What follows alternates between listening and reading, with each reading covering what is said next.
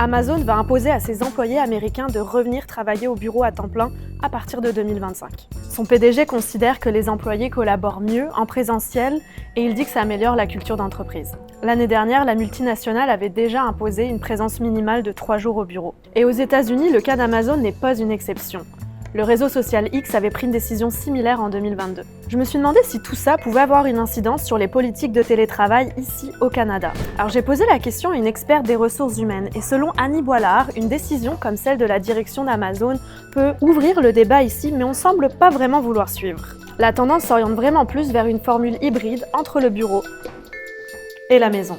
En 2022, au Québec, environ 35% des travailleurs ont fait du télétravail et la plupart étaient en mode hybride.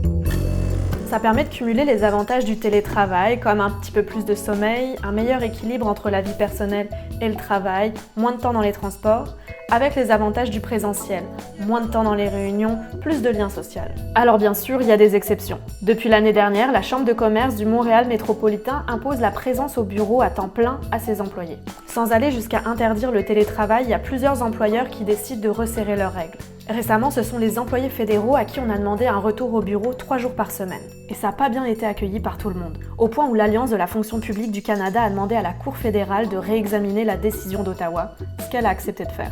La semaine dernière, il y a aussi la multinationale du jeu vidéo Ubisoft qui a envoyé une note interne à ses employés pour leur demander de revenir 3 jours par semaine en présentiel.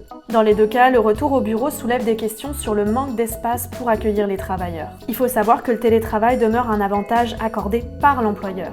C'est lui qui détermine qui y a le droit et dans quelles conditions. C'est donc pas un droit acquis pour les employés, à part si c'est précisé dans leur convention collective ou dans leur contrat de travail.